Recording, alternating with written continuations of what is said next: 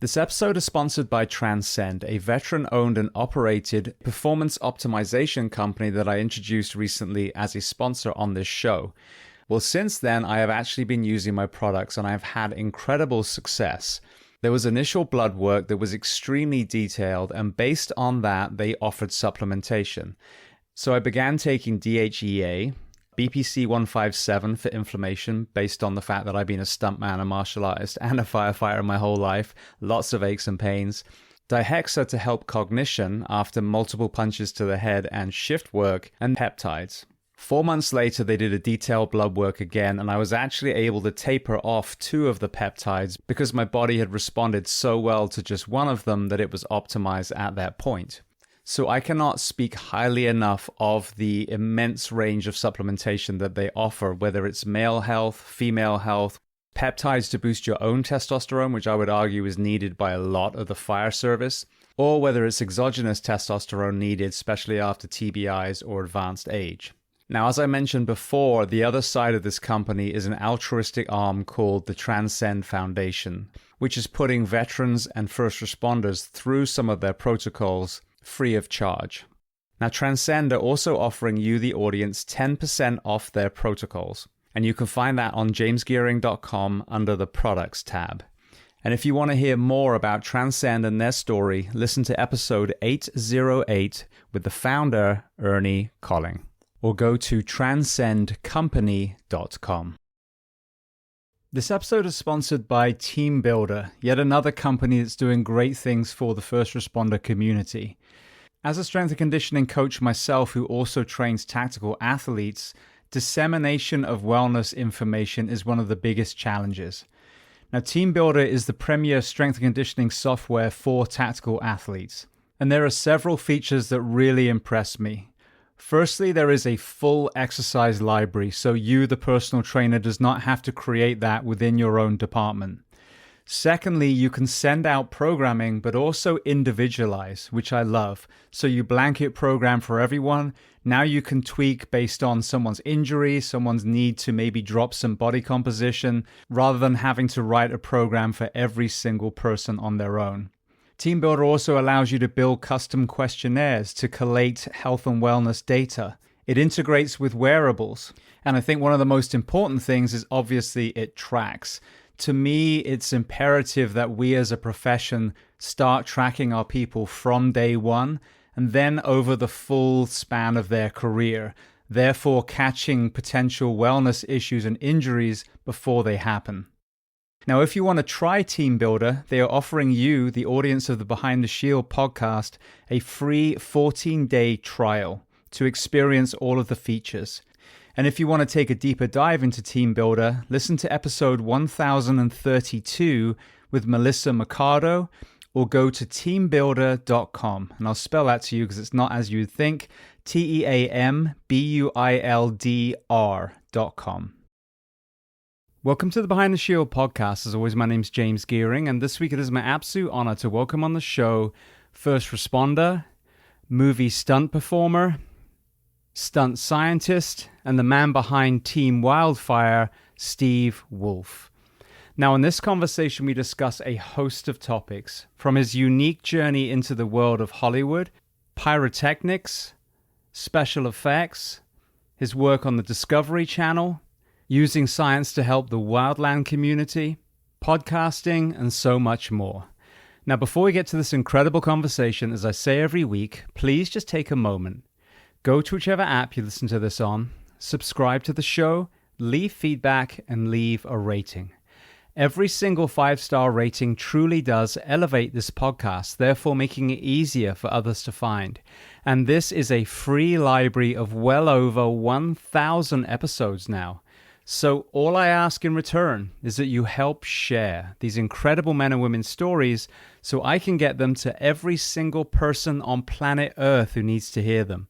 So with that being said, I introduce to you Steve Wolf. Enjoy.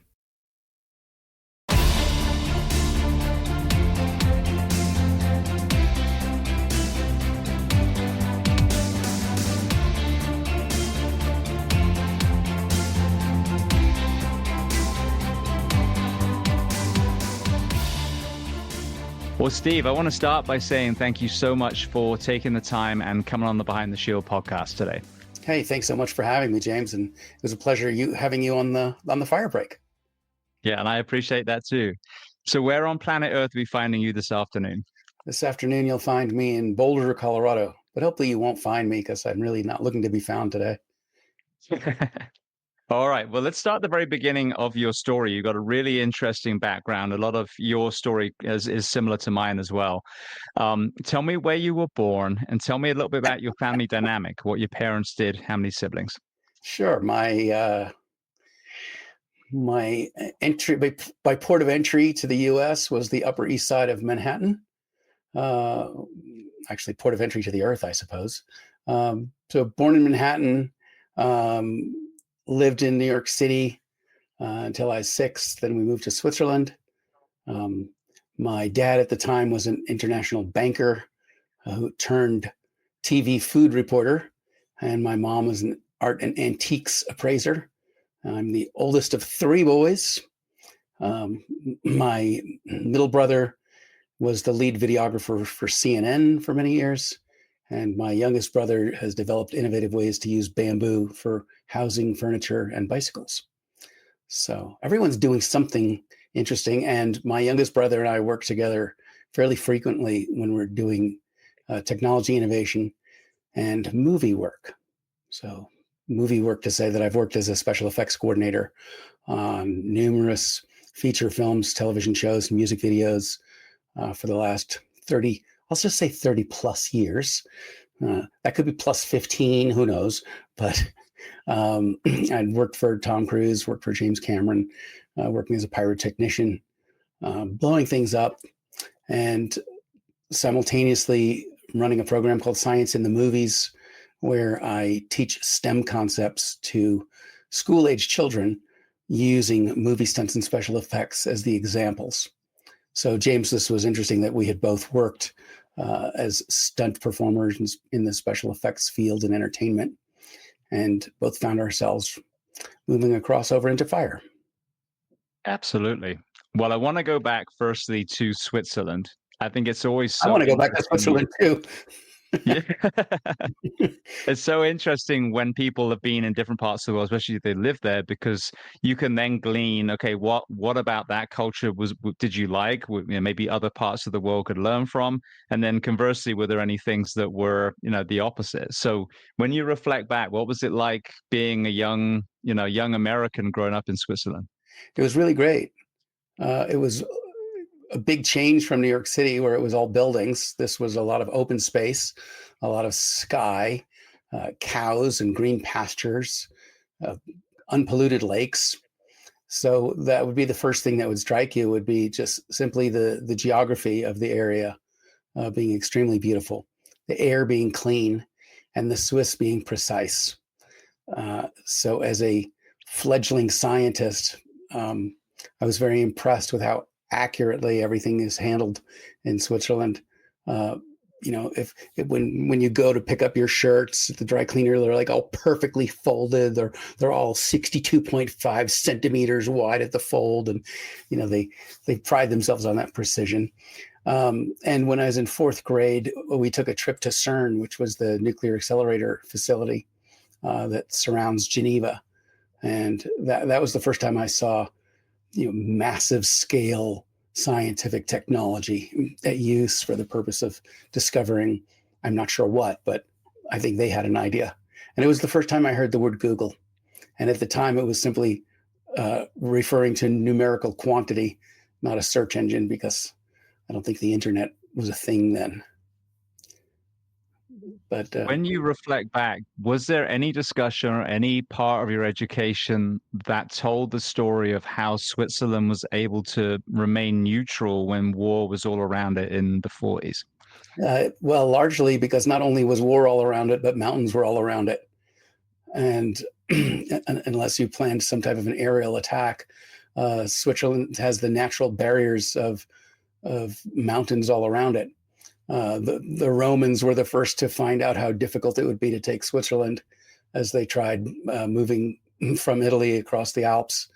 Until the tunnel was put in, there really wasn't an easy land route into Switzerland. So that's one of the things that helped maintain neutrality. The other one is that wealthy people from around the world have their money stored there, and they don't want their money screwed with. So if you mess with Switzerland, you're going to be messing with a lot of very powerful, wealthy people that you can't even imagine. That's interesting and kind of sad in a way that you can, in theory, buy your way out of a war. Well, they simply don't take sides. I don't know that they buy their way out. They just don't participate.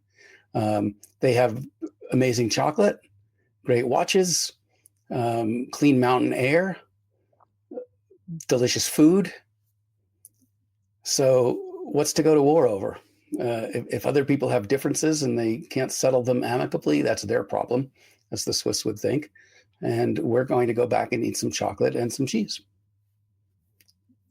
When I think of precision, I lived in Japan for 15 months, and again, very precise people. And when you look at a lot of the industry over there, it is their excellence when it comes to attention to detail and diligence, I think, that creates a superior product in many areas. What was it about the Swiss upbringing that created the same ethos? For me, I attended the Lycée des Nations and then the École Internationale in Geneva. And the ethos there is a combination of forward-looking progress, attention to detail, and respect for the past. And I think that the sense of place that you have in Europe with regard to time is very different than in many other places. When you walk around Europe, you're could be living in a building from the 1600s, as we did when we first moved to Geneva.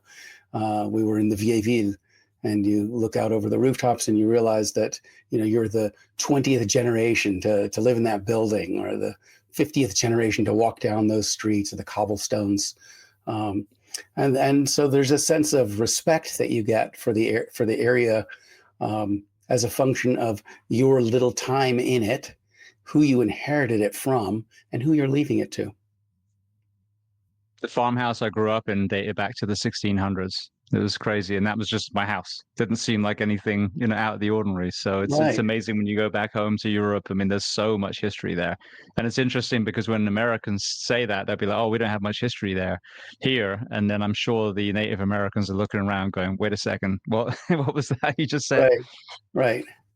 Well, unfortunately, our culture is very dismissive of other cultures, different cultures, foreign cultures, and native cultures.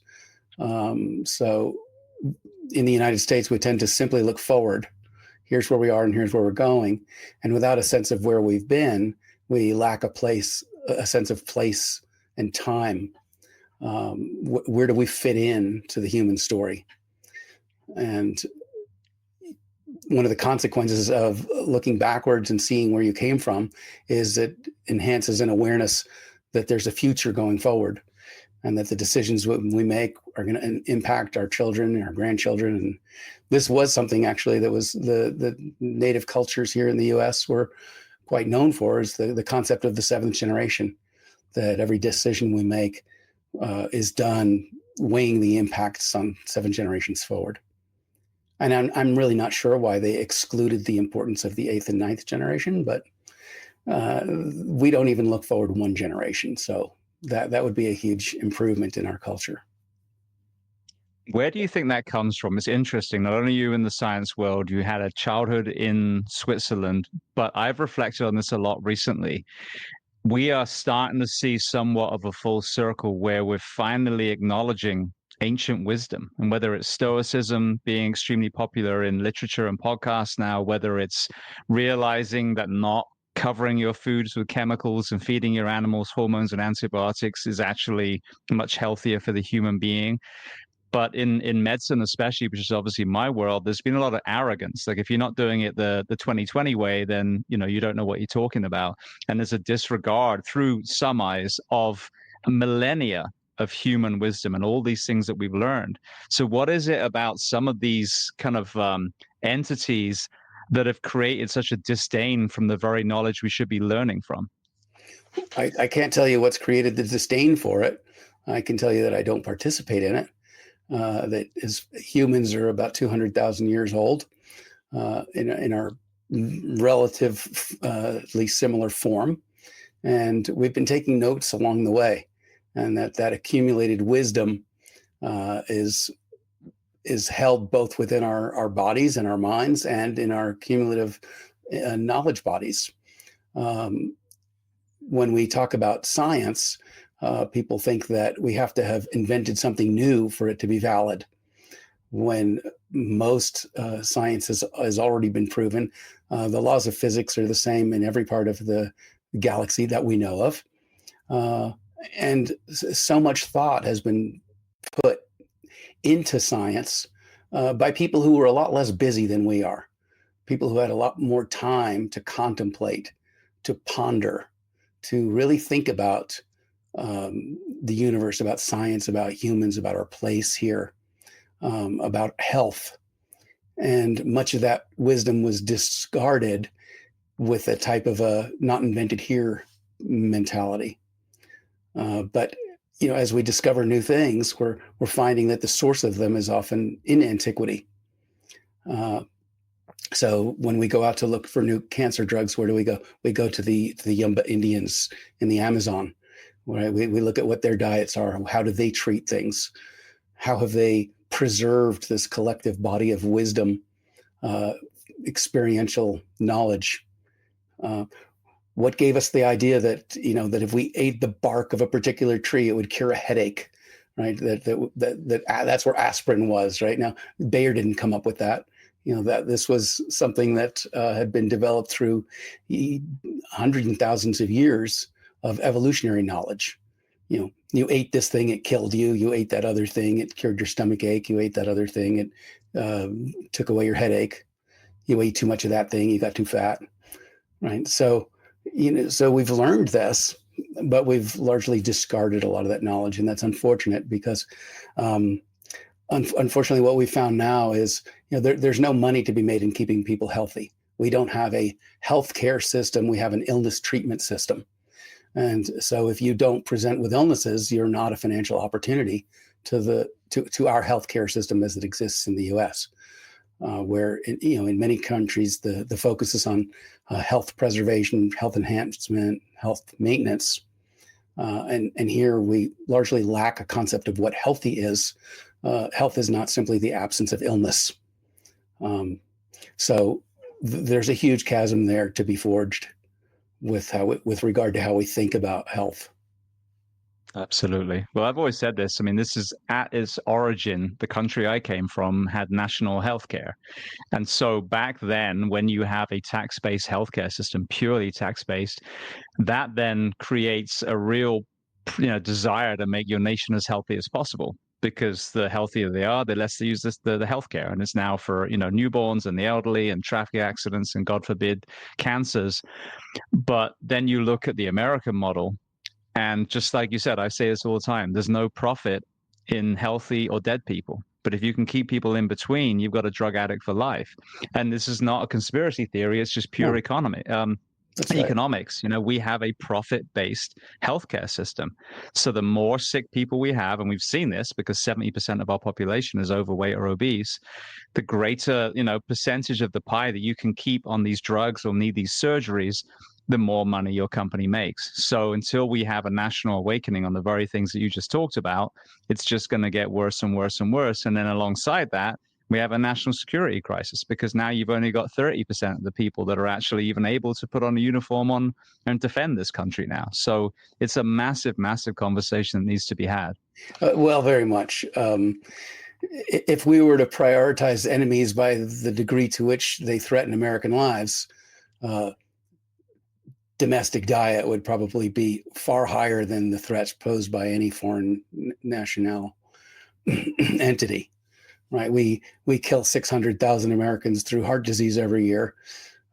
Companies that are selling billions of dollars of statins every year have no interest in funding the messaging that if you were to eat less meat, you'd have less heart disease.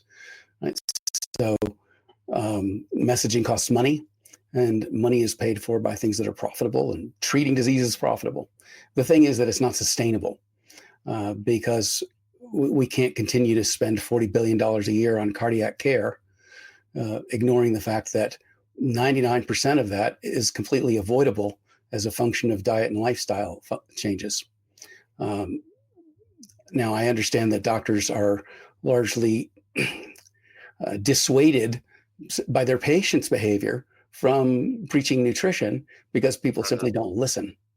I knew a doctor who had informed a diabetes patient that she was going to lose her feet, and they asked, "Well, why didn't you tell her to change her diet?" And he said, "I've said that so many times. People stop listening. I just stopped saying it."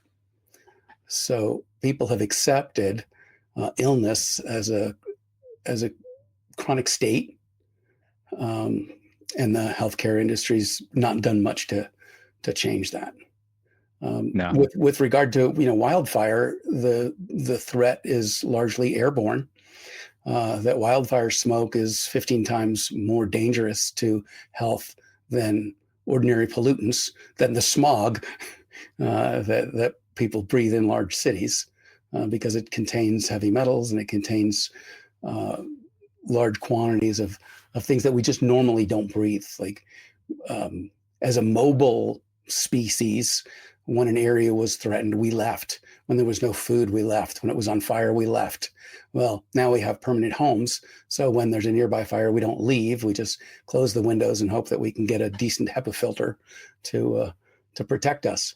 But while that may work for people who do have the luxury of staying at home, it doesn't work for the firefighters on the line. They're exposed to toxins at levels that really are impermissible. And that's with both wildfire and structural firefighting.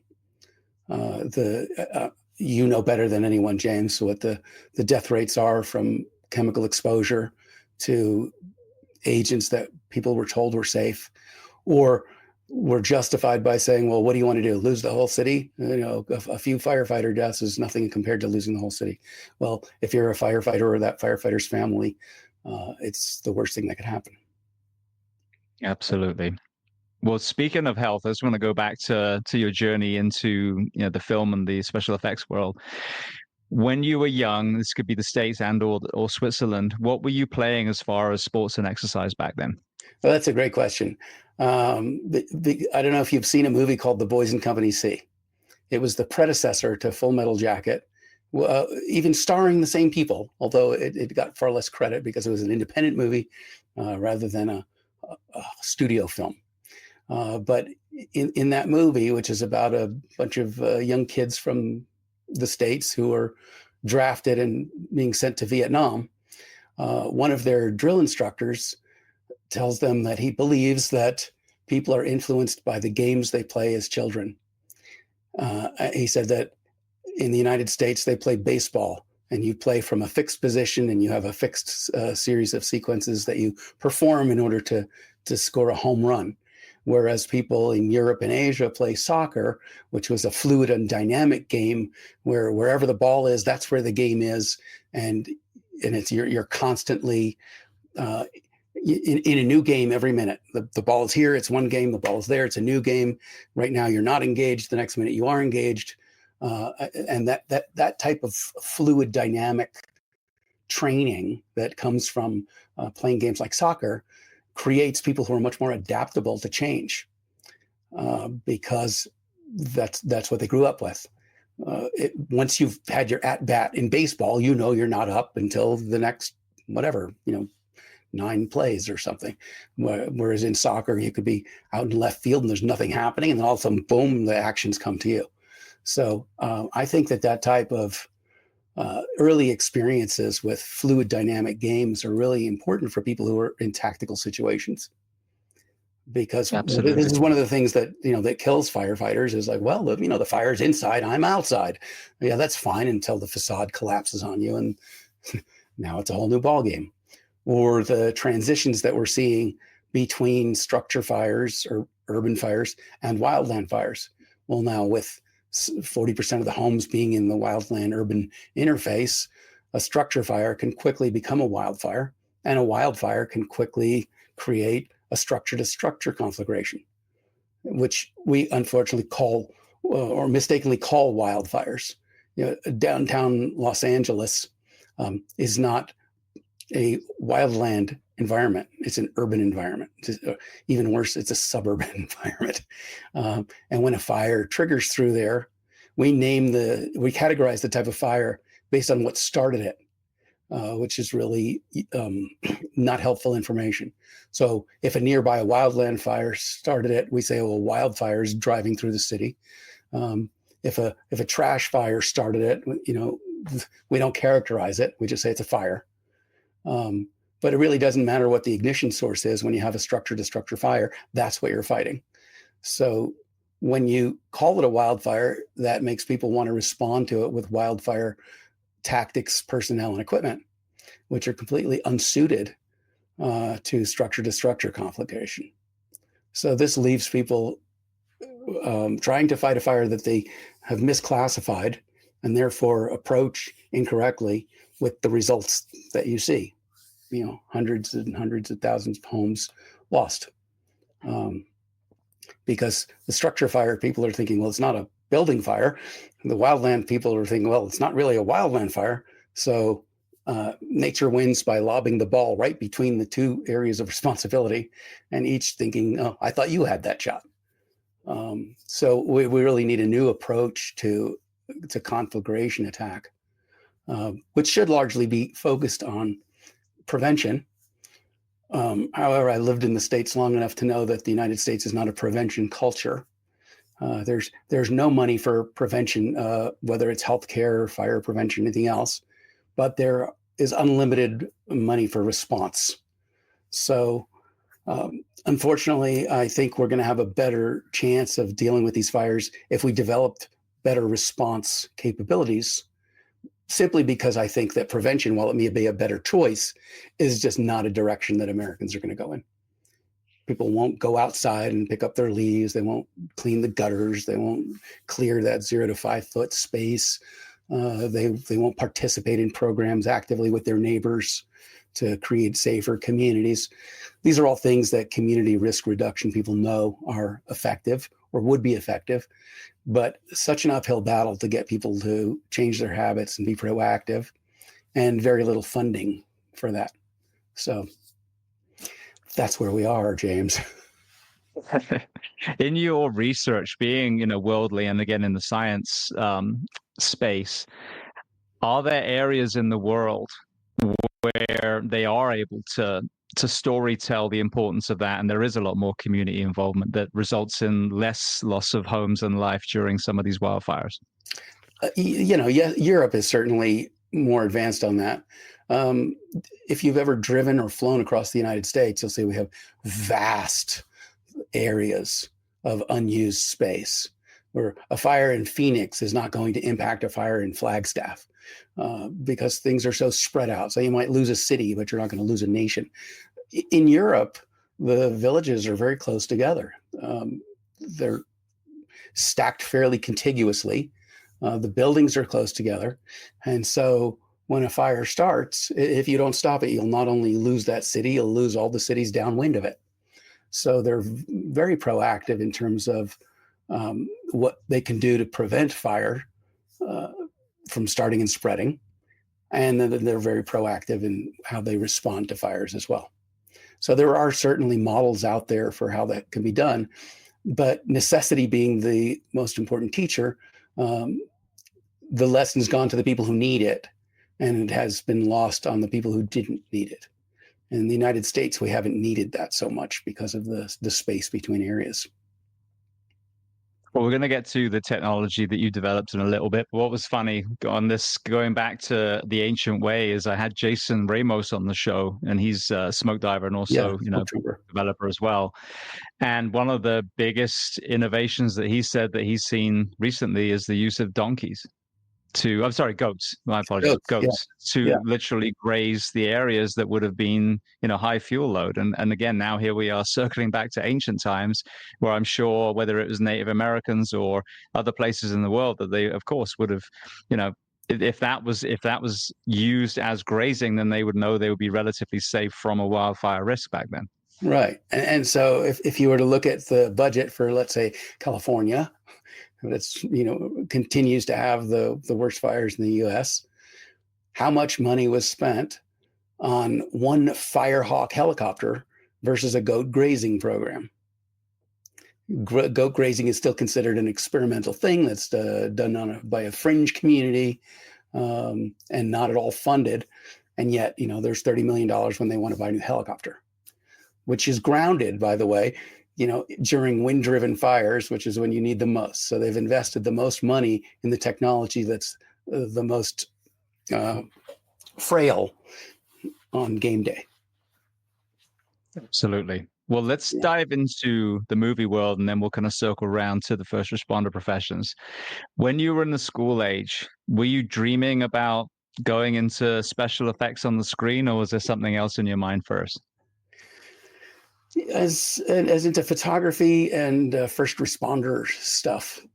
I worked as a medic at the New York City Marathon, as a photographer, worked at a camera store, very interested in how we document the world around us, because photographs allow you to preserve an instant in time and then to study it.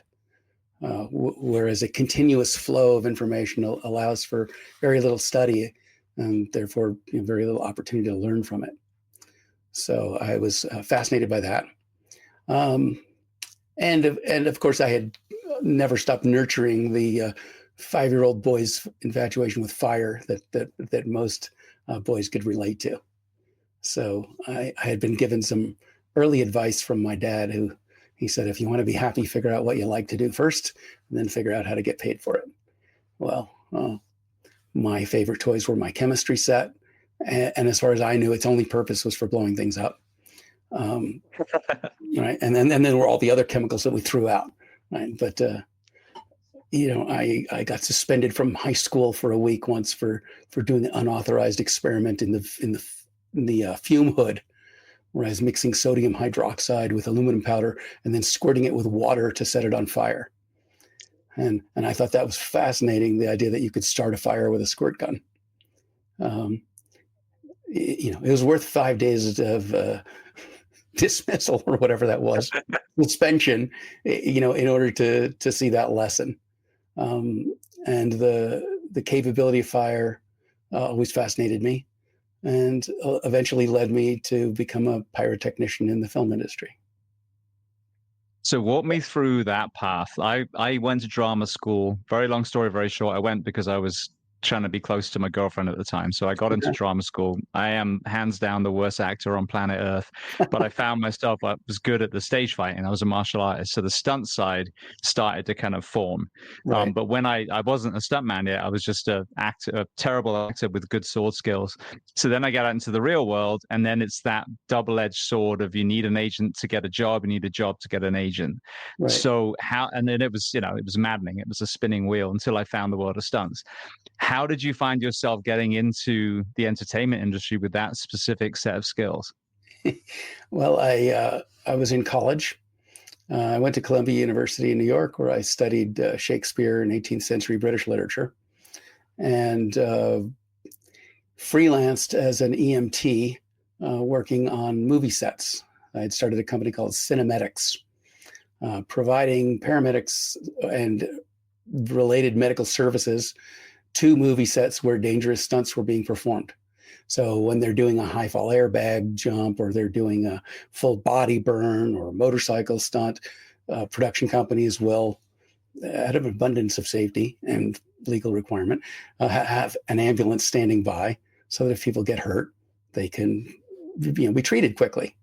Treatment time is the difference between success or lack of success in the outcomes of an accident. So I had bought a small ambulance, used it on sets in New York City. And many times I would look at the stunt that they were setting up, and it was obvious that some critical aspect of physics had been ignored. That if you plan to jump your motorcycle up this ramp because you want to land it inside this window, and you fail to account for the parabolic nature of trajectories as a function of gravity, you can't simply line it up with the window and that's where you're going to go. So I would occasionally suggest to the stunt department, hey, if you move that move that ramp back a little bit, then you'll catch the downward arc and you'll end up in the window instead of near the window in the bricks. And that was frequently greeted with things like, hey, let's agree on a division of labor. We'll do the stunts, you drive the ambulance. So I said, all right, fine. I'll see you in the back of the ambulance in 10 minutes. And When you hit the wall. yeah. And invariably they're off they go, take off, boom, two knees slamming into the windowsill, 2 broken legs, back of the ambulance. And eventually I was able to convince producers that if they would let me apply a little bit more science, a little bit less cowboyism, we could make filmmaking less expensive by reducing the number of injuries. And so that created an opportunity for me to begin work as a stunt coordinator. And then I found out really that stunt people are really the human payload at the end of a physics experiment that's largely set up by the special effects department, and that there was more science and less cowboyism in the effects department. So I transferred over and started to work my way up again from a special effects assistant to a special effects coordinator. Largely with the help of a mentor. When I realized I wanted to do special effects, I started reading the credits of movies to see, who are the people in this business? And there was one name that had popped up repeatedly, a gentleman named Gary Zeller.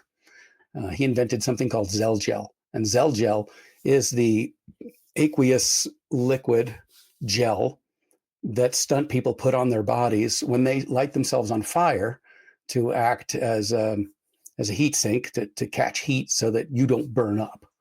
And he actually sold a lot of this to fire departments too, because in structural fires, people would burn their ears frequently. And they found that if they put a little bit of this Zell Gel, fire stunt gel on, they could prevent that. So I called Gary out of the blue, on a landline telephone. After having looked him up in the white pages, right? These are things that are no longer concepts. But I called Gary and I said, hey, Gary, this is Steve Wolf. You don't know me, but I'm a big fan of your work. And starting next Monday, I would like to come be your apprentice, carry your bags, help you wire up whatever you're wiring up, get your coffee, like whatever you need done. I'm there to help, and I'm not looking for a job. You don't have to pay me. I just want the experience of working with you. And he said, fine, I'll be in the city next week. We're going to be setting up an episode of True Blue. We're going to launch the largest fireworks show ever launched inside an apartment building in New York City, all directed to the outside. It's supposed to be a fireworks warehouse explosion. So we're going to be wiring this up. If you have a hot melt glue gun, bring it. We're going to be going through a lot of stuff. So I showed up and kept showing up. And after a couple of weeks, Gary put me on payroll. We eventually formed a company together, producing special effects intensive ads and sequences for movies. We worked for Bruce Willis. We had a lot of good things going on, because I was able to explain to Gary that 200 people who just learned how to use a camera or a sound machine, filming this thing that you've spent 30 years learning how to do, you should be paid more than any of them. They're there to, you can find another camera guy, you can find another sound guy, you can't find another pyro guy who knows how to make this effect happen. So I helped him, raise his prices, and we started working together. And then one day, he got a phone call from Tom Cruise's production company. They were going to do a movie called The Firm, shooting in Memphis. And he answered the phone and he just handed it to me. And he said, this one's for you. And that was my first job as the special effects coordinator. So that was after 3 years of interning. He thought that I was ready to do that. And he was ready to get out of the business, because you can only spend so much of your life trying to create entertainment for people. If you have legitimate science chops, eventually you want to use them for something good, not just to watch people shoot each other up in a movie for an hour and a half.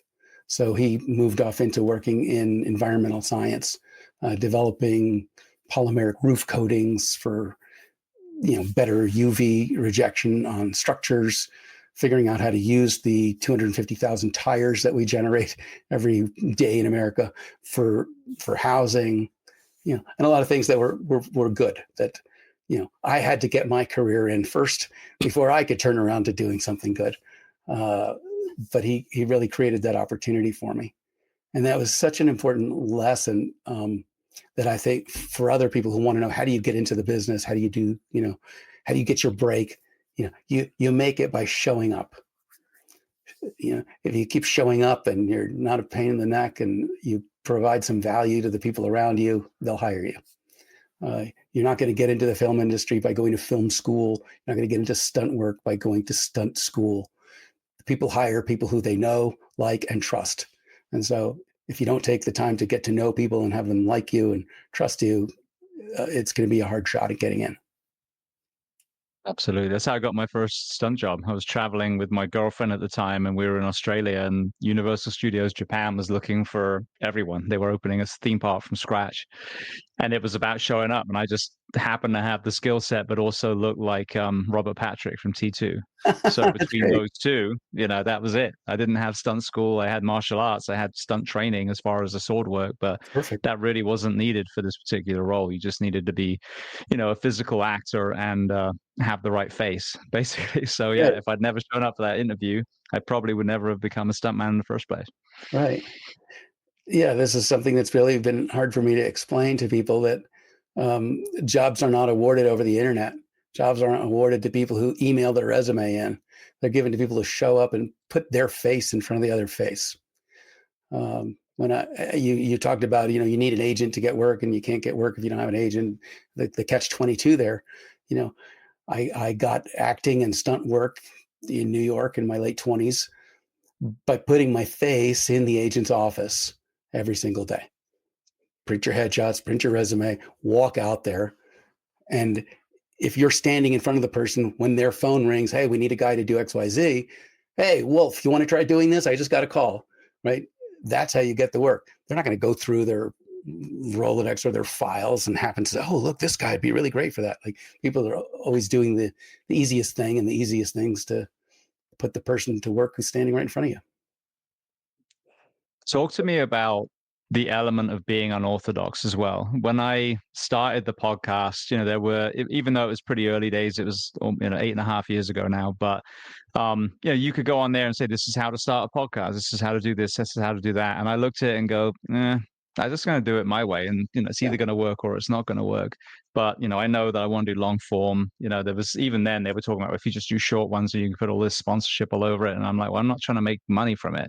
I'm Right. trying to, help people. So it's not about, short, choppy, insta famous things. It's about a long, deep conversation. But it ended up working. It became unique. And I think even with the books, and then the show that I'm getting ready to make, and I'm being very, very optimistic with that sentence, but it will happen. It's going to be something that people haven't seen before, because it's coming from a different perspective. It sounds like you've had that element in the way that you've viewed everything from the initial stunt world to the innovation that you've just come up with. So what was it that made you stay your ground and be the quote unquote weirdo in that space? Well, I preface this by saying not to be dismissive of everything else in the world, but most things are done in a pretty crappy way by people who don't put a lot of thought into them. This is simply true, right? And for almost any problem that you want to tackle, there's probably a better way to solve it than the way it's being solved now. So I remember in 1992, I saw a news story. Tom Brokaw was talking about how the United States had come in 19th out of 20th in international science testing standards. And I was incredulous. As a 6-year-old, I stared at my television. I watched a man walk on the moon, plant that American flag. And I think, how can the country that put a man on the moon be failing basic science and math? And that really irked me. And I decided that I wanted to change, how education was conducted in science. So people would say, oh, well, you're going to have to go get a degree in education. Then you're going to have to get a master's in science education, early science teaching. Blah, blah, blah. And I thought, well, that's just being part of the system that doesn't work. Kids haven't gotten stupider. There's been no de-evolution. So if kids are failing science, it's because the schools are failing to teach it to them in a way that engages them. So I started this program called Science in the Movies that I ran for upwards of 20 years, where I took 6 movie stunts and special effects, which included lighting myself on fire, hanging the principal from the ceiling, filling the gymnasium with smoke, burning down a house, all these things that I knew would engage kids. And I used that as the basis for teaching them the science, the physics and the chemistry that makes these types of stunts and special effects possible. And within a decade, I had won the Science Teacher of the Year award twice, because this method, which had nothing to do with mainstream education, it was strictly an assembly that came in to schools, was working. I was getting a lot of checks from schools in Texas where I was living at the time, which prompted the comptroller for the state of Texas to do an audit and say, why are all these companies writing checks to science in the movies? What's going on with that? And so she called me up and she said, well, what are you doing? Why are you getting all these checks? And I said, well, I'm just doing science assemblies. She said, tell me about it. And told her what the shows were about. She did her research and she found that in any two side-by-side schools, the one at which I had spoken was scoring 30% higher in their science exams. And this is simply the impact of 1 hour of inspiration. So you don't have to have, amazing science education every single day. What you have to do is inspire people to want to learn on their own. And the impact of that is far greater than the impact that you could have in a diluted long campaign. When I thought back to my own high school years, I remember very little of it, but I remember some of the speakers who came and did assemblies. And that really convinced me that the presence of someone who takes their time to come to your school because they're so excited about what they're doing and presents an assembly is really powerful. And so that was really the genesis of starting the Science in the Movies program, which brought me all around the world, to Saudi Arabia, to Serbia, to keynote for the World Science Festival. And it was based on the idea that not every kid has to invent the light bulb. You only need one Thomas Edison for everyone to have light. And so science is not going to be everyone's thing. But if you can reach a few people and inspire them to pursue that journey of learning how the world works, that could have monumental impact, for everyone. So working as a pyrotechnician, people say, what have you lit on fire? What's the, and I believe that like the most important thing that you could ignite is a child's imagination. Because once that imagination takes off, especially with the resources kids have access to now on the internet, once they're curious about something, they will learn more about it than their teachers could ever teach. And they can become experts in fields that didn't exist. What do people make billions of dollars on now? Search. If you asked me in high school, what is search? It's a game you play at a party, right? Hide and go seek. But because of Sergey Brin and his friends had this fascination with this thing, they created something that became the most dominant, economic and knowledge force on the planet. So as much as humanity has done, there's still vastly more to do. There are entire realms of knowledge yet to be explored, to be invented. And going at it as an outsider gives you a unique advantage because you're not coming up with the same answer that everyone else came up with. I would never go to an engineering school to have them solve a problem because they all took the same classes. They all learned to solve a problem the same way, and they're all coming up with the same non-functional answers. So I think you're much better off, working with people who are outside the system that have a unique perspective, because it's that unique idea that's going to be different. I read something yesterday on LinkedIn about it was put out by a marketing girl who does marketing for a company in Israel. And she said, different is better than better. And I thought that was really interesting, that when you're asked, why is your product better? The answer is that it's different, that there are many ways to solve problems. Some of them might be better. But the fact that you're doing something different is really as important. Because as environmental conditions change, we don't know what's going to work. Is it better to be tall or short? I don't know. Depends what the food source is, how tall the grass is, and how much food is available. If you live in a place where food is scarce, it's better to be short. Right? If you live in a place where you have to run from the animals, it's better to be tall. But we don't know what the environmental factors are going to be that decide what's the more survivable trait until the environmental pressure is exerted. And it's the same thing knowledge-wise. We don't know what the best answer to a problem is going to be, because we don't know what form the question is going to take. So as we look forward to things like wildfire, we know that the way we used to approach that problem is not the way we're going to successfully approach it in the future.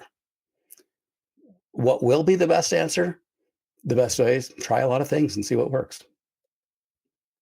Absolutely. It's interesting again with that different perspective. This is what I've been trying to do in the fire service, is getting to look at sleep deprivation and the work week. When Yeah, it comes to cancer, it's all focused on it's the carcinogens in our gear and from the fires. And when it comes to mental health, it's what they saw, they had that call, and they're completely ignoring the fact that that if you make the human resilient, they can actually deal with a lot of stuff. But if you right. break them down through sleep deprivation, and we had these 56 80-hour work weeks if we're forced to work another shift. And it's not my work. I'm not a sleep medicine guru. I didn't discover this. I just found it on someone else's podcast and realized this is what we need to be talking about. But just like you said, it's different. And that because of that, my profession is so resistant to something being different, whether it's a helmet or whether it's a shift. But that's our biggest enemy because, as I said, ego is the enemy. We have to have the humility to go, things have changed. Things are not the same as they used to be, 80 years ago when we were just responding to maybe one fire a week. Now we're out there constantly. So taking a step back and going and considering that different way of looking at it is how we move forward. Yeah. I mean, our bodies recognize that a cancer cell doesn't belong there and does its best job to attack it. George Carlin had a very funny routine about the immense military-like capabilities of the immune system, but you lose all that benefit when you don't have the sleep that's necessary for the immune system to work properly. And that leaves you vulnerable to a host of illnesses. Absolutely. Yeah. Well, I want to get to the wildfire side, but just before we do, we kind of stopped at the movie. What was some of the most memorable stunts, special effects that you worked on in that space? Uh, let's see. We burnt a house down for several. Burning houses down is fun, especially when you have the challenge that it's a historic house and you can't actually burn it down. Then you have to figure out how do you insulate the house from the inside, project flames out through the windows, create the illusion that you're burning a house down. Fire stunts have always been very interesting. It led me to believe that a stunt person is a scientist who believes so strongly in their theory that they're willing to risk their own life to prove it. And this is the case whether you're jumping off a building into an airbag, understanding the physics of deceleration and the human limits of deceleration, the difference between and splat, exposure to heat. It's one thing to invent a chemical that you think is going to act as an insulative barrier between you and the fuels. It's another thing to put the fuels on your body and light yourself on fire. So as an astronomer, you could be vastly wrong about the speed at which the universe is expanding and still maintain your professorship.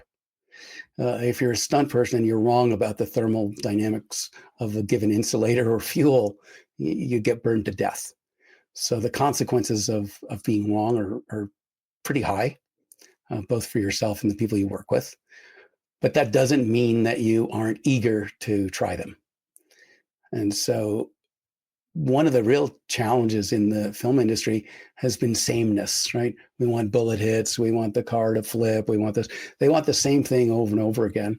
They want what's new, but they don't know what the new thing is. So the challenge for me was to not get bored by doing the same thing the same way. And this led me to want to do the same stunt or special effect in a different manner every time, to make unavailable to me the answers I had come up with before, but rather to use the knowledge I'd gained from those experiences to make it better every time. And I have a very short attention span for repetitive tasks. So when the task itself, when the outcome is repetitive, the method has to be novel. And that's been great because it led me to discover a lot of new technologies, in science that could then be applied to movies. And just to clarify that, movie stunts and special effects is not magic, and it's not machismo or anything like that. A special effects coordinator is basically a handyman who happens to work on a movie set and knows how to do stuff. A stunt person is a professional athlete who happens to use their athletic skills in the service of the entertainment industry. So there's nothing miraculous about this. You can't tell somebody, oh, could you do a stunt for me? Like there's a lot of thought that goes. That'd be like telling an architect, oh, build a building for me. Okay, well, it's not that easy. There's a lot that goes into it, a lot of foresight and planning and materials and participation with a lot of other people. But always wanting to do something a new way has been really useful, particularly now as it applies to the way I envision wildfire management. What about near misses? We've had some tragedies on movie sets over the last, well, since the beginning of stunts, really. But when you reflect now, were there any near misses where you you realized that someone narrowly escaped something horrendous? Yeah, I was one of those people. I was standing by a car. The car got sideswiped. The transpo people hadn't put the car in park. They'd left it in neutral. And so when it got sideswiped, it came right for me. And I fell to the ground and curled up and let the car go over me, hiding between the wheels. But everyone who saw that thought that I had been run over and could not understand how I got up after. But, I experienced that, I forgot what it's called, but the distortion of time that happens in emergency, where everything seems to slow down, and that buys you the time to figure out how you're going to get yourself out of this situation. So I've had those, and you'll learn a lot from them. Mostly you learn to slow down and think through what you're doing much more before you do it. There's on your keyboard, you have a 1 and you have an asterisk. And I've seen patches that are composed of the 1 and the asterisks. And it's a reminder, you only have 1 asterisk. So it took me a moment. Yeah. Right. Yeah. So did you watch The Fall Guy, the new film that they made? Loved it. I watched the show when I was little, and that absolutely had me wanting to be a stuntman. But I was on a farm in England at that time. It wasn't the natural path to become a stuntman. But then, obviously, I ended up getting into the industry, and it's kind of sad because as we progress through, you see now CGI being used for so much, and you've got these stunt robots that fall hilariously and fail, but there's no substitute at times. Of course, it's great if you can completely reduce the risk of someone if they're doing like some of these descender falls and things that are replacing a traditional high fall. But there's definitely a detriment too on screen. And the moment a CGI is recognized, it pulls you, it snatches you from the story then. Yeah, sure. And I loved the fact that The Fall Guy paid tribute to the original stunts, and you had this record-breaking car jump and this incredible high fall. So what is your perspective of that line between the danger of a real stunt and maybe the kind of the lag in technology to truly replace it at the moment? Yeah, well, it's certainly not anywhere near ready to replace it, except in a jarring way that pulls you out of the story. So I don't think we're in any danger of that. But people said, why are you blowing up cars in real life? Why aren't you just doing that with CGI? I say, well, because I could show up on set at 8:00. I could blow up that car 30 times before lunch. And by noon, the director can choose the best part of each explosion and piece it together, and they're done. It would take more than 3 hours just to explode explain to the CGI people what you're trying to do, let alone set it up all on the computers, let alone 2 weeks on a render farm where it's rendering every frame and every pixel. So it's not only not an efficient way to do things, it's not a good way to do them. It takes a long time, and then if the director doesn't like it, 3 more weeks back on the render farm.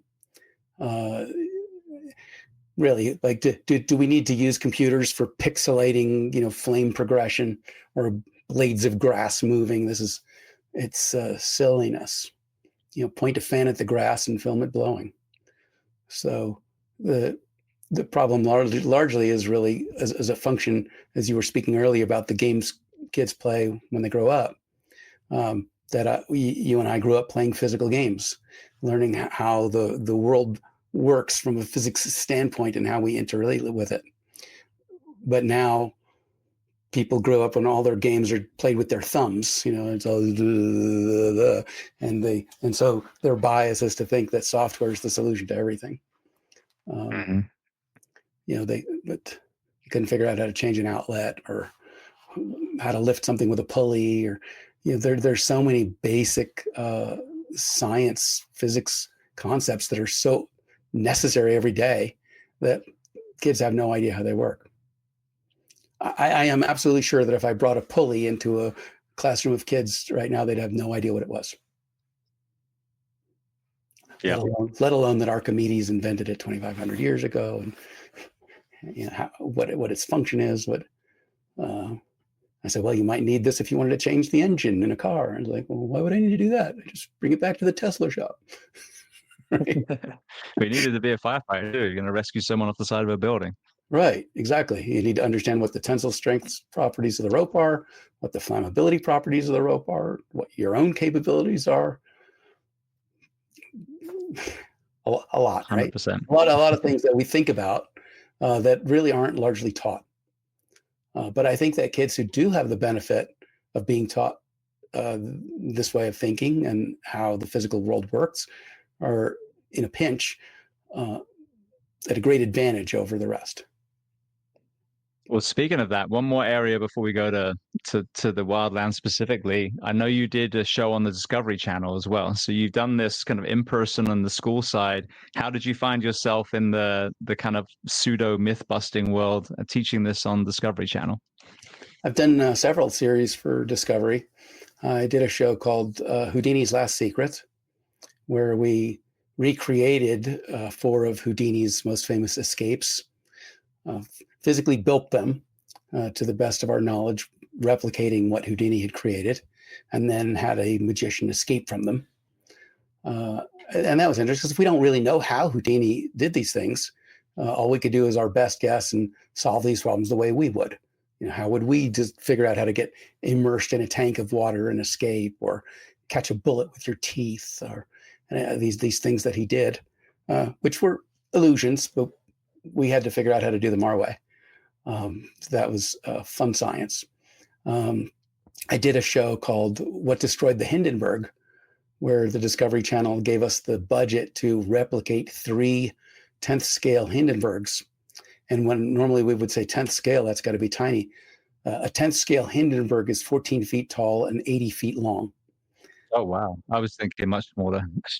Yeah, no, it was able to lift me. I could easily fly on our replicas, and they were filled with hydrogen just like the original was. And then what we did is we destroyed each one by implementing one of the 3 most common theories of how the Hindenburg blew up. And then we compared our footage to the archival footage of the actual disaster. And then we were able to conclude that the method of destroying it, or the method of igniting it, that produced a result that looked closest to the real thing, was most likely the way it happened. What was that point of failure? Hubris. It was the Nazis who had taken over the construction of the dirigible,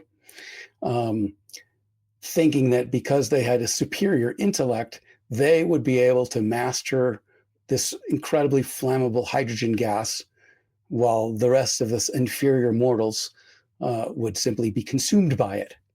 But they knew better, and so they thought they could do it.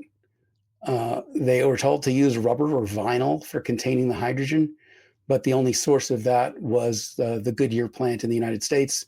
Knowing that they were about to go to war with the U.S., they decided not to have the U.S. as a vendor, and so they built the enclosure capsules for the hydrogen out of cotton, out of fine Egyptian cotton, which had to be kept wet in order to not leak.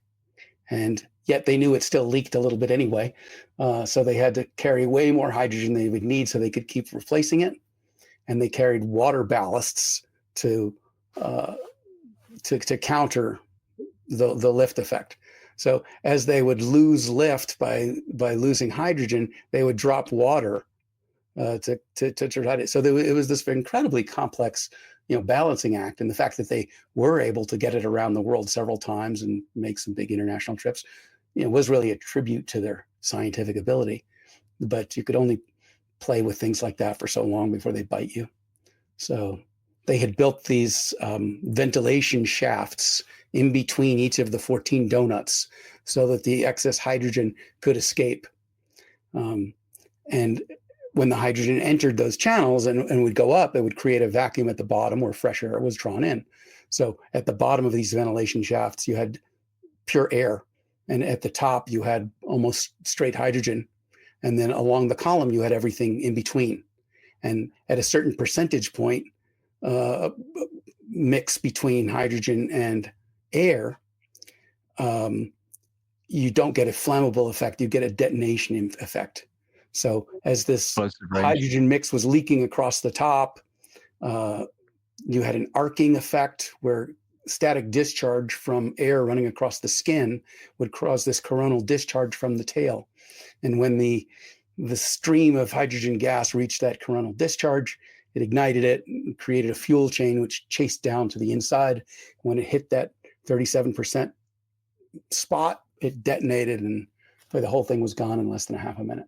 But the opportunity to explore science like that, to have the budget for that, and not only to learn about how things like that happen, but to learn about it in a public forum where you get to share that with other people. It was really fascinating. So I've done several shows like that, and I think that's fascinating because I really think that the key to the future is inspiring kids to be curious about science. Absolutely. I mean, if you look, I've said this many times, you look at our news, you look at a lot of television, you look at even like the remaking of films that were already good from the 80s and 90s, didn't need to be remade. It really is the dumbing down of creativity, and I think that where I'm seeing a beautiful kind of flourishing is in the world of documentaries and Yes. obviously podcasts too. But there is a hunger for learning, and people are able to circumnavigate these kind of hurdles and barriers and get to the source. So whether they listen to horrible history on the podcast, or the Discovery Channel, or some, but even our science channels, they started being about crab fishermen, and it became a soap opera rather than learning about science. So I think that there is a hunger now, and I think it's great to see this these things that you've done that have inspired kids. But I think you're 100% right. I think we have to remove that kind of idiocracy element that we really have been moving towards, and get to who are the young innovators. And just like I worked on touched idiocracy. Okay, lay off there. Oh, did you? Yeah. That was what was so funny. I was seeing one of those videos on social media a while ago, and it was talking about the costume designer. Yeah. And I think it was a female, and she was looking for a shoe that no one would ever wear because this is idiocracy. Right. And that shoe was Crocs. And you look around now, everyone is in Crocs. So not only have we got, I would argue, the same kind of people in power. I mean, both sides of the aisle. Yep. And the dumbing down, through tweets and texts and emojis of evil, simple, communication. But even the damn shoes from that film are absolutely spot on. So it was supposed to be a comedy, ended up being a documentary, technically. Yeah. Well, I think unfortunately, social media, in the way it's consumed most often, is bad for society. Not particularly because of the content itself, although there's not much to be learned from watching your grandparents dance, but really more from what it does to our attention span. As we shorten our attention spans, we shorten our ability to wrestle with problems. And unfortunately, tough problems require serious attention over a long period of time. You don't, for the most part, solve problems, in 30-second bites. You solve them, for me, typically working in 3-hour blocks over the course of years. And then you are able to make inroads on a serious problem. But if we deprive people of the ability to have an attention span, then we limit their ability to be effective. And I've seen this in myself. If you've got a busy mind, you can't critically think. And we saw it in COVID. I mean, no better example. You get everyone all scared and stressed out, then they become, vehemently opposed to whatever the other side is, rather than standing in the middle and going, maybe we should make America healthier while we're going through this thing. Yeah. So I've seen that, the Instagram, the TVs in every bar and restaurant, it's just this constant stimulus. And when I've had my most, inspiring moments is when I've been leaning into my meditation. I put my phone away and I'm walking my Yep. dog and, trying to open that mind, because there's, all the great philosophers in the past were not having these aha moments between tweets. They were sitting, pondering for a long, long time. And you cannot ponder if your mind is busy. Right. Einstein really popularized the idea of the thought experiment. Well, you can't have the thought experiment without having thought. And you can't think while you're constantly distracted. So to the degree that you are able to divorce yourself from social media and actually take a moment to let your mind wander and ponder, that really is I think the limiting factor in your ability to solve problems. And COVID was great for me, by the way. I had the good fortune to be in a very remote location, 6,500 feet up mountain overlooking Boulder, with no neighbors, no distraction, no work to go to. And I took advantage of that quiet time to do some deeply reflective science work. And it was at that time that I took an idea that I had been carrying around for 10 years and translated into a patent for a product that I wanted to invent for fighting wildfire. So I know that in the normal busy pre-COVID or post-COVID world, I never would have had the time to have devoted to focus that type of continuous effort on this project. Absolutely. I wrote my first book during COVID. I happened to have started it right before, and then it happened. And I was like, okay, well, this is good timing, I guess. I mean, it's horrible for everyone that lost people, and I'm not saying that at all. Sure. But if you're going to make the most of this isolation, then let's do something good with it. Yeah. You talked about the innovation then. So walk me through what made you even start pondering the wildland space. What was the problem that you were seeing? And then let's talk about the solution that you've created. Well, the problem is that the world is burning up because the physical conditions, regardless of how you attribute them, are hotter, drier, and windier. So lower moisture, more oxygen, and more heat are three primary contributors to anything's flammability. Right? Fire takes four things. You have to have fuel, you have to have oxygen, you have to have heat, you have to have a chemical reaction. So when the environment provides more of those things, you get more fire. Preventatively, when I lived in Austin, where the government doesn't get in your business so much, I would burn off my land a few times a year so that if a wildfire encroached, my land had already burned and I didn't have to worry about the fire consuming it.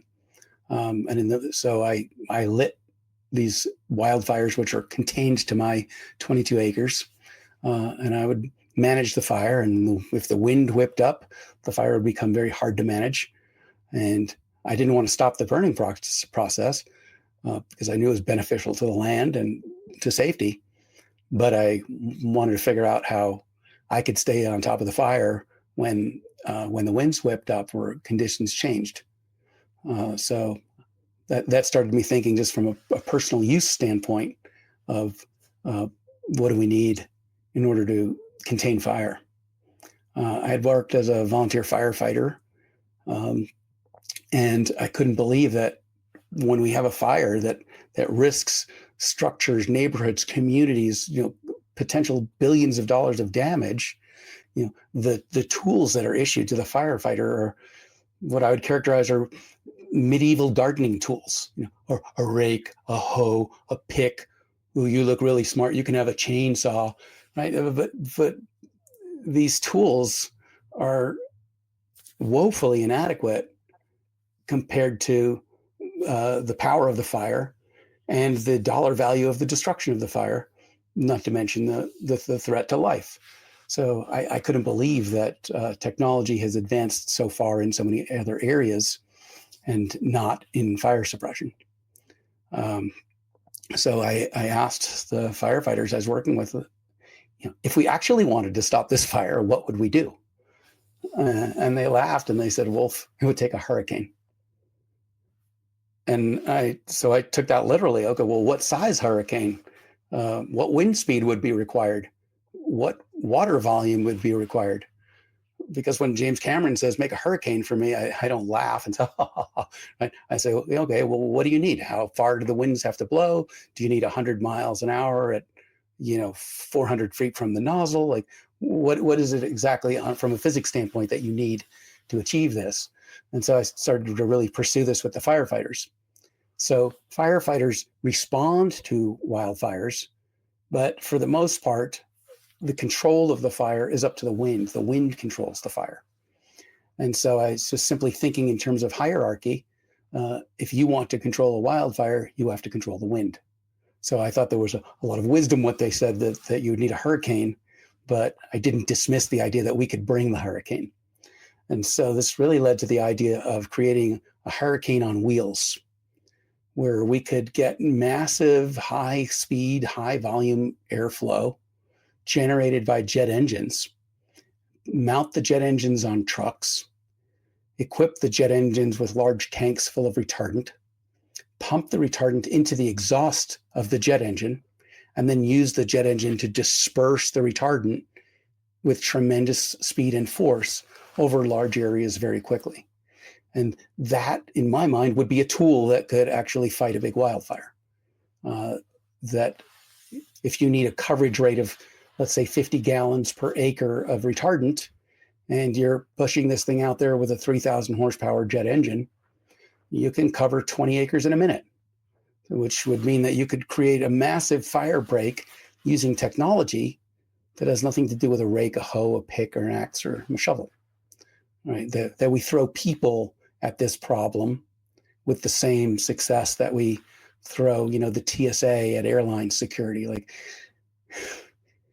not very effectively. So it was a physical problem that was beyond human scale, that was going to require large, powerful technology to get ahead of. And so there were really 6 or 7 things that I thought needed to be done by this technology. We had to be able to create fuel breaks very quickly, not with vegetative removal, but with vegetation treatment, which is to say we're leaving the fuel in place. We're just treating it chemically so that it's no longer available to interact with oxygen and create fire. We need to create evacuation routes, or do what's called evacuation route hardening. Currently, that's also done largely with vegetation removal, right? Basically, these high-speed gardening crews, push through areas, chopping down the trees and other things that people find make their communities attractive. So there's a lot of resistance to vegetation removal. But they, on a good day, could do, a mile a day with a crew of 40 people and, a big chipping operation in this. That's fine if you're an urban planner and you're thinking about how you're going to do, 50 years of evacuation route hardening over the next 4 years. That's not an effective plan on the day. When you see the embers starting to come across the hill and people are going to need to get out, you don't want them to die in their cars the way they have, in numerous fires. You have to figure out how are you going to make an evacuation route very quickly. By driving the jet engine at the vegetation on both sides and coating it with retardants, you can provide that gauntlet of safety. The next thing we have to do is asset protection. How are we going to keep the things that we love and that are insured from burning? And that's by laying a perimeter, a protective chemical barrier around them of retardant. This is not firefighting at this point, right? This is simply turning fuels into non-combustibles. We need to create safety zones. So when most people are leaving the fire, firefighters are showing up, right? Like they said in 9/11, right? When everyone was running out, we were running in. So when fire teams aggregate at the site of a fire, they have to have an area where it's safe for them to be, and that's called a safety zone. If we can make that safety zone truly safe, it protects people. Those areas still typically can be overrun. So they look for blacktop or big parking lots or stuff where they stage all the equipment. But if we could surround those areas with retardant very quickly using the jet dispersion method, we could create a safety zone on the fly wherever it was needed, not wherever it happened to be. The next thing firefighters need is escape routes, right? We're fighting the fire, the wind's changed, something has gone south for us. We need to be able to get out. So you have to be able to build a fuel stripped, chemically treated path from the area of danger to the area of safety. A jet engine can do that. When you point the jet engine down, you can literally blow the fuels off the ground, the trees, the debris, the limbs, all the flammable vegetation. Hurricanes remove vegetation. We know that. If you've ever looked at footage from a hurricane, you'll see the trees are removed, the ground is removed, the buildings are removed. So jet engine could do that while simultaneously treating the area around it with retardant. And then direct attack. There are times where we don't have time to get in front of the fire 2 miles ahead of it because the fire is right at the thing that we're trying to protect. In that case, we need to suppress the fire and push the fire back. Fire, despite its devastating capabilities, is a fragile chemical reaction. It requires just the right amount of fuel, the right amount of oxygen, the right wind speed for providing the oxygen. And if you disrupt that with too much wind, like blowing out a birthday candle, or changing the humidity, spitting on the candle, raining on the fire, you can stop that reaction. And the jet engine offers you the horsepower to do that at scale. And the last thing that we need to do is be able to contain prescribed burns. The wildfire problem is a problem that we will have to burn our way out of. We are going to have to pre-consume the fuels in a controlled way so that they're not consumed in a random, chaotic, and devastating way by wildfire, which means that we're going to have to do prescribed burns over much larger areas much more frequently. Not only a prescribed burn, but you could think of this also as prescribed smoke, right? You can either have a wildfire where so much smoke comes through a community that no one can breathe, or you can release the smoke a little bit at a time through these prescribed events. People are hesitant, however, to do prescribed burns because of the risk that the fire could get out of control. And so they allow fuels to accumulate year after year, creating an extremely dangerous fuel load on the ground because they're afraid something could happen when they go to do a prescribed burn. This is just bad thinking. If you can define an area where you want to do a prescribed burn, and then you could lay out a 600-foot perimeter of retardant around that, then you could substantially reduce the risk of a wildfire prescribed burn escaping. So this was rummaging around in my head for a dozen years. And it was, when that COVID break came that I was able to congeal this into an engineering diagram and write a patent for it.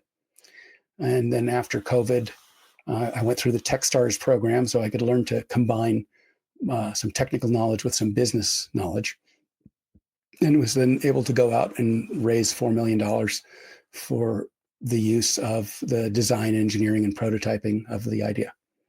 So we now sit with 2 small-scale prototypes that are UTVs that are equipped with jet engines. UTVs are really cool because they can get in between houses, they can treat the backyards, they can get places where you can't get with a Type 1 truck. And 6 weeks from now, we'll have the full-scale Hurricane with the massive jet engine, a 2,500-gallon tank on board. And I think this will be really a game changer in terms of our ability to repel and contain fire. So that's been my 24/7 focus for the last 5 years. My family has paid the price of my absence considerably while I have obsessed with this problem.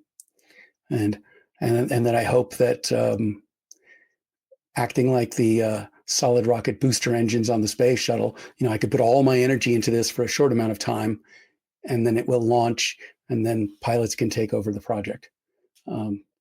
But to turn any project from an idea into reality requires an intense level of constant energy that that I like to bring to projects. I'm sure. I mean, it makes so much sense. And so, even when you were talking about prescribed burns, that's what I was thinking about before you even said it. You literally contain that burn, so you get to burn off everything in between, but it doesn't have the chance to jump the line then. And it's funny, Jason was talking about the firebots, and obviously we've got the goats. I mean, there's bringing, again, ancient knowledge and then modern technology in, but you're right. I mean, putting these men and women in dangerous way with hand tools, even though, yes, in certain times it's effective, I would argue maybe on a less acute fire. Right. But if you listen about Jason talking about the fire shelter, he's like, the answer isn't, the shelter. The answer is not putting these men and women there in the first place. That's right. So I've got another friend who talks about checkering in, where I used to work. They had all this dense woodland, and, it was a theme park. So the fireworks would always go in there, and they'd be fighting muck fires for weeks. And he's like, you just go in and you checker. That way you've got a small square that's on fire and everything else isn't. But again, it's the resistance from the facade, but it's such a false economy, and obviously with Paradise Fire and some of these other ones, and I don't know if there was resistance on prescribed burns in that particular incident, but if there is, the price when that fire comes to your doorstep far outweighs some discomfort from a prescribed burn. But being able to do it safely with the technology that's out there, including yours, I mean, that's an absolute game changer. You mentioned about the retardant. PFAS is now a big conversation. Not only in us, and there's some good news. I've had some scientists on that are developing a probiotic that will actually pull it from our body, which I've never heard before. Wow. But it's something that we want to avoid. What is the retardant that you're using in this particular instance? There are a lot of retardant products on the market. I have my own preference, which is a product called Citrotech. What I like, there's many things I like about Citrotech. One is that the active ingredient is potassium citrate, which I ingest on a regular basis when I eat my citrus fruits and vegetables. If I go to the doctor and I have a low potassium level, they will give me potassium citrate pills to take. So this is a food grade medical product that simply improves your potassium levels, which happen to counteract the effect of high sodium levels in your blood pressure. So there's that. And then there's an enteric coating on it, so that which is just like what's on an aspirin to stop the pills from dissolving too soon in your stomach. So when potassium citrate solution is applied to vegetation, it soaks in, the water evaporates off, it leaves the potassium citrate in the vegetation, and then the enteric coating resists leaching from rain so that it can maintain that high potassium citrate level. So I like that. I also like the fact that when you look at the MSDS on it, there's nothing hidden under the heading of trade secrets. All the ingredients are listed, and you can tell right away, okay, this is what's in here. I feel comfortable with this, or I don't feel comfortable with that. But you know what you're dealing with. In virtually every other retardant out there, they don't tell you what's in it. They just say, it's safe, trust me, right? With phrases like benign by design. You're like, okay, that's cute and all, but I want to see the fish reports. I want to see the 18-month trials. I want to see the science behind it. And Steve Conboy at Citrotech has been incredibly transparent with that process. So that makes me comfortable with that. Also, it's a product, just like if you have salt water and you leave it there for 10 years, the salt doesn't come out. It's always salt water. So Citric deck doesn't ever fall out of solution. It doesn't have to be agitated. And from fluid dynamics perspective, it's just like water. So any tests that you could do about the broadcast distance, the particle size, the particle density, the effective range, the coverage area that you could test with the product, you could test just as effectively with water. So there's my 2 cents on the science side on the retardant. Brilliant. I mean, it's great to hear. I mean, there's an alternative. You saw in the Palisades fire. I mean, all the AFFF being dropped, all these red clouds, and Terrible. it's like, yeah, it's putting out some of the fire, but that's going to be in the ground now for millennia, and it's so sad. Yeah, and even as they scale back the PFAS and they just move to other elements like phosphorus, um, if you go into an area that typically has a low phosphorus soil and then you start dropping all this phosphorus on it, you're changing the nature of the soil. And when you change the soil, you change what can grow in it. So now the only things that would grow in that area would be vegetation that has a high tolerance to phosphorus or performs well in phosphorus. Those plants are typically more flammable than the plants that would grow in the low phosphorus soil. So now you are putting out the fire, yes, while creating a problem for the next 20 years of growing only flammable vegetation there. Not to mention that phosphorus feeds the organisms that are in water that cause algae, causes algae overbloom. So as if wildfires weren't bad enough for the hydrology system, now we're adding chemicals that make it even worse. You know, when you lose a mountainside of trees and you lose that root system, what happens next? The next time it rains, that all slides down, plugs up the rivers, clogs the intakes for water systems. So there's a cascading effect from these wildfires. It's not just what burns on the day. It's how the environment is impacted after, the hydrology, how that is impacted, and not to mention the lung health of all of the people downrange of that fire. So we have this country, Canada, just to our north. It's I refer to it as the country that can't keep its smoke to itself. But when they were Is that having, the one that we're supposed to take over along with Greenland and the Gulf of Mexico? I think all I could do is give you an enthusiastic no comment. Right. Right. Again, idiocracy. Anyway, I digress. There you go. Yeah. I mean, one of the, I was bemoaning the fact this morning to my girlfriend that how hesitant people are now to say what's stupid and what's not because of fear of political reprisal. And I am sure that is not why my grandparents moved to this country. Very, very sad to say, to see. I don't think most people would ever dream that. And I'd say the same way as most Russians never dreamed of going into Ukraine either. You know, it's what's done by some of these people that call themselves leaders does Right. not reflect the majority of the people in that No, country. no. In fact, when we build the future iterations of the Hurricane, I wanted to have them built in Canada by a company called Tiger Cat. And when I spoke with the CEO of Tiger Cat last week, I felt the need as an American to apologize. And he said, "You're not the first." I just spent the weekend with a few Canadians. This last week, I mean, and it was the same thing. It was just a whole lot of face palming, basically. Yeah, right. Embarrassing. But, you know, we're a resilient people. We've gotten through other things. Yes. You know, you had asked about para entertainment activities and, you know, injuries that happen on set. So one of the things I've done a great deal of is work as an expert witness in lawsuits involving cases of people being injured on movie sets, because it's almost always a matter of oversight or rushing or ignoring available safety information. I was an expert witness against Alec Baldwin in the killing of Helena Hutchins and several other high-profile cases. And usually, you know, the knowledge is there, we just ignore it. Yeah. But yeah, so I go into so the other thing though is, of course, as you're around something more, you have a very different sense of what's dangerous and what's not. So if you've never been to a gun range, you might say, going to a gun range, that's got to be really dangerous. You're around all these guns. It's like, I go, well, I've been around gun ranges my whole life. Have no feeling that they're dangerous. Explosions, isn't that dangerous? I set off explosions where I'm standing 8 feet away on a regular basis.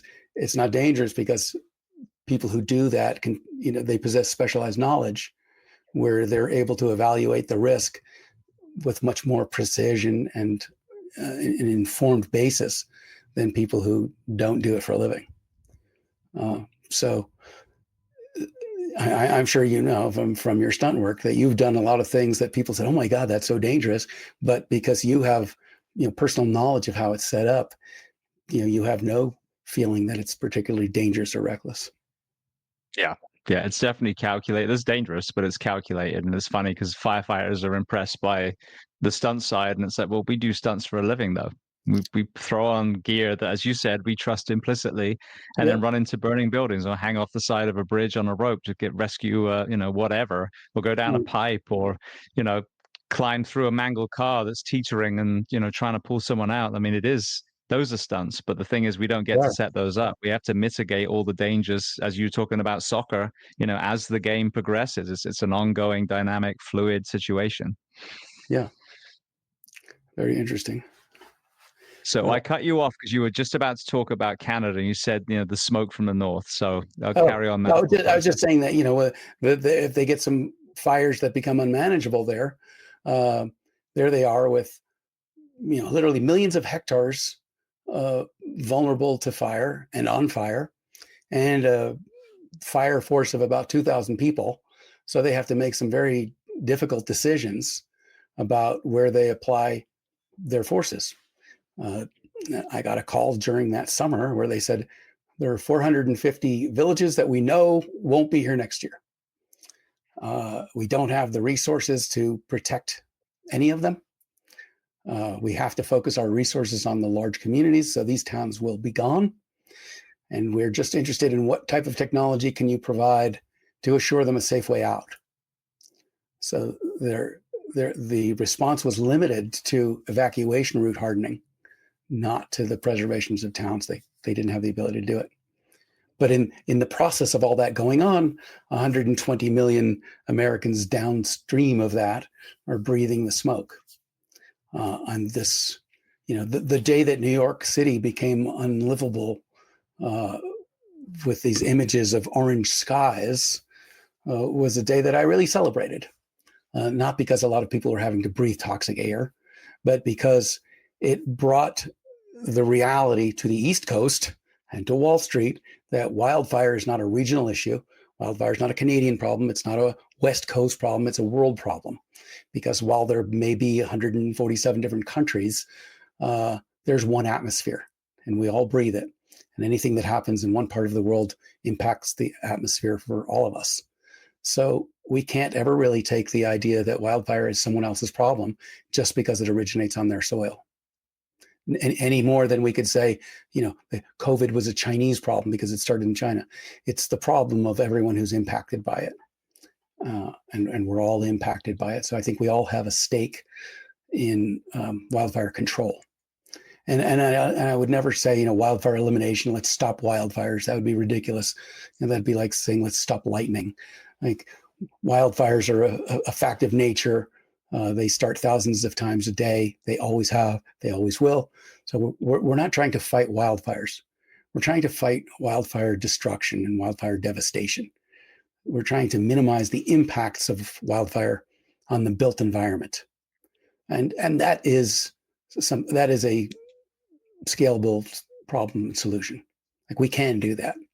We just have to put a little bit more thought into where we build, how we mitigate, where we allow fuels to grow, and where we contain them and where we treat them.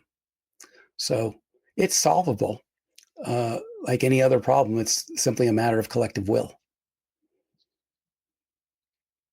This would be an interesting question to ask you because you are coming from a very strong science background and going to the politicization of anything when it comes to global warming. you've got one side that says it's killing everything, got the other side that dismisses it as gibberish, and then again, normal people standing in the middle like a tennis match, looking left and right, going, why are these crazy people even talking? When you look at COVID and you see the reports of the Nile clearing up, of the smog in London and LA clearing, the ozone layer starting to close again, that's just an obvious benefit. So we know that there is an impact of all our pollution, globally. And I know it's not just the States, not just UK. I mean, the India and China and some of these other places I know are big contributors to the pollution. But when it comes to global warming, that term, people kind of poo-poo it, even though they literally watched the air in their city get cleaner when the cars came off. What is your perspective of, and I know it's just one of the contributing factors, but what is your perspective of the impact of global warming on this wildfire issue? Because so many of the men and women on the boots on the ground, the actual, blue collar firefighters, are all seeing this getting worse and worse, hotter and hotter. Right. They describe it as hotter, drier, and windier. These are measurable phenomena. The thermometer has no political leaning. It simply tells you what the temperature is, which is the average velocity of the molecules. So there's really not any debate in the science community about attributing what we see to global warming. That's strictly political theater. And regardless as to whether it was happening by natural causes or man-made causes, we still have to deal with the consequence. And so while we could reduce our contribution to the phenomena, we nonetheless have to deal with the phenomena. The phenomena is hotter, windier, drier, more extreme fires with more frequency. And we are I think it's just not that just the United States that's a response culture, but really every culture responds to fear because that's an innate human characteristic. Fire is fear-inducing. News stories are merely anxiety-provoking, and therefore we respond to the scary thing more than sometimes the more dangerous thing, if it happens to be less visceral. So when you watch the news, you're watching an amalgamation of what the most visceral experiences that took place in the community were, not what the most important ones were. Right? An abandoned barn that burns down 50 miles from nowhere is the lead story, while cutting $50 million from the education budget, doesn't even make the news that night. So there's a big difference between impact, importance, and public awareness. But in this case, wildfire is both a subject of importance that's both visceral and important, which in my mind makes it a great business. Absolutely. Well, I'm sure some people listening are probably wondering the same thing. When I think of jets, I think of propulsion and planes. How are you able to change the physics so these vehicles that these engines are mounted on aren't getting shot the opposite way of where you're trying to disperse this fire suppression foam? Yeah, well, friction is your friend, right? Friction is what allows your car to stop.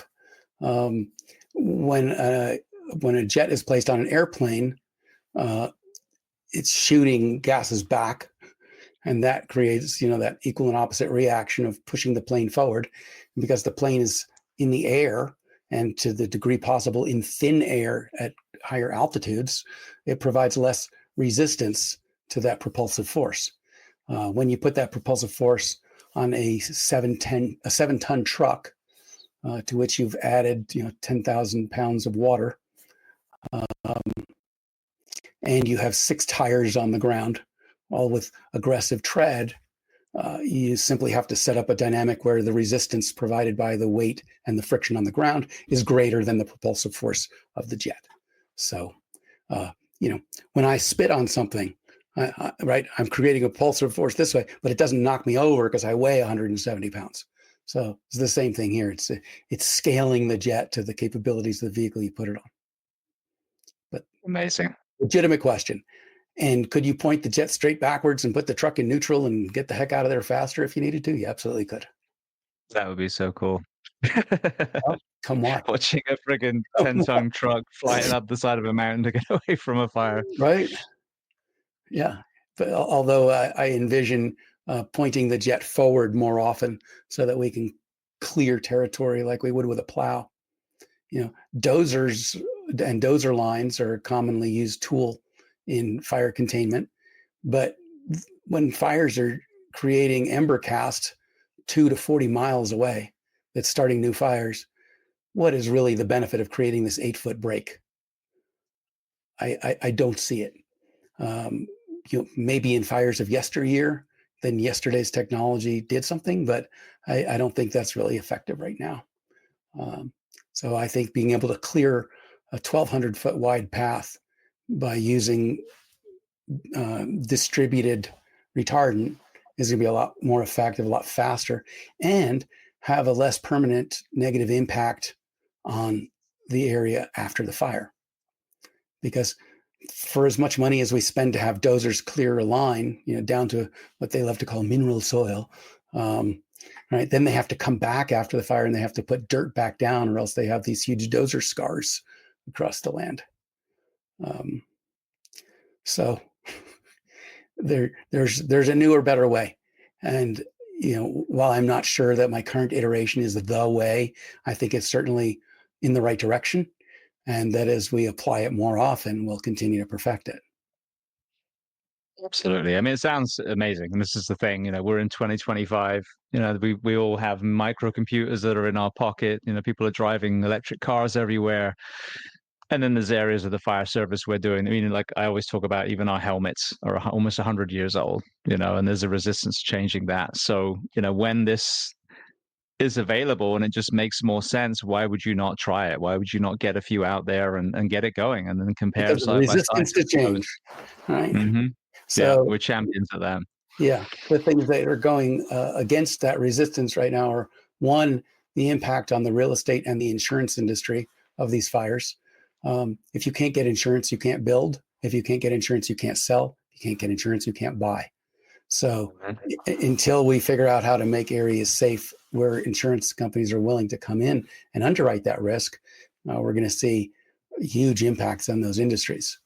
And when people can't sell their house because it's in a declared wildfire zone, what happens to the property values? They drop. When the property's values drop, what happens next? The tax base drops. When the tax base drops, the cities can't offer the services that they can previously, and then neighborhoods go into decline. So there's a much larger economic ripple impact from these fires than you would gather just from watching the fire on TV. And so the ability to make dangerous areas livable through the use of retardants and vegetation removal and vegetation treatment is going to have a big impact on whether communities, survive and thrive or decline and perish. Absolutely. Well, where can people learn more about Team Wildfire and the hurricane? Everywhere. You can go to teamwildfire.com, click on that media page. You'll see a 6-minute story from the Today Show that we did in April, a recent story on CBS San Diego. There's a lot of coverage of it because, as I said, it's a visual story. It's a visual solution to a visual problem. So I wouldn't flaunt the fact that we have a lot of coverage as evidence to say that this is a great idea, but it certainly works well on TV. It's a popular idea really because people are desperate for a new solution. And so far, the solutions in that space have really been incremental when what we need is solutions that are exponential.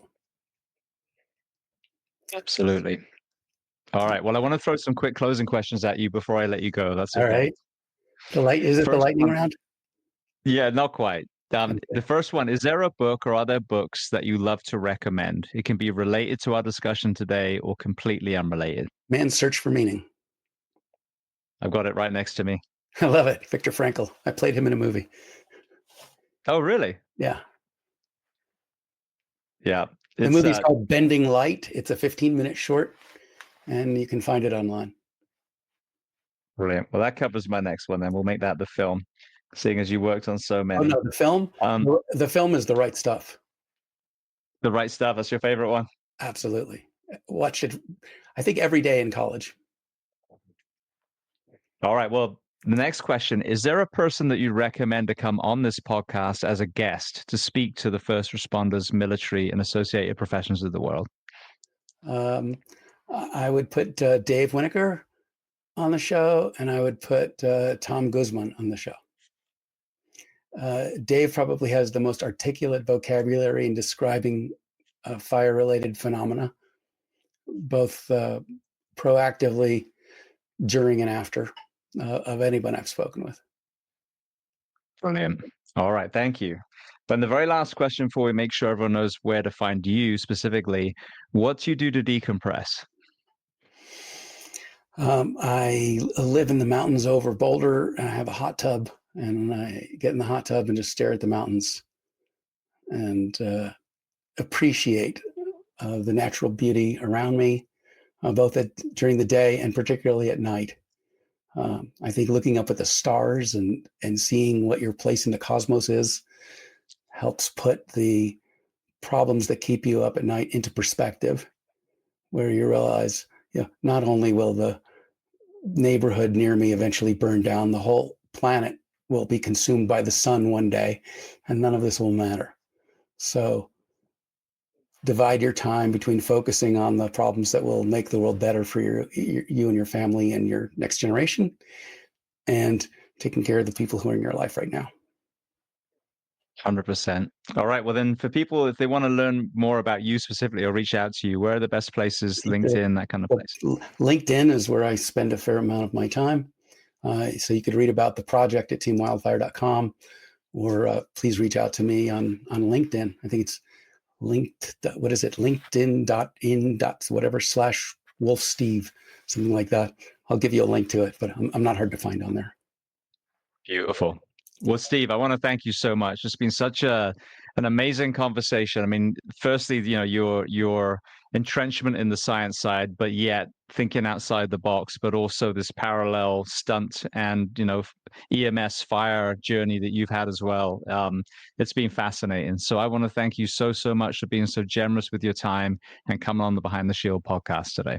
Well, James, thank you for being such a great interviewer, and for your persistent curiosity, and for the way that you focus your curiosity on solving such an important problem. There's a reason we're designed to spend a third of our lives asleep, and when that's interrupted, nothing else escapes being a casualty of it. So thank you for that.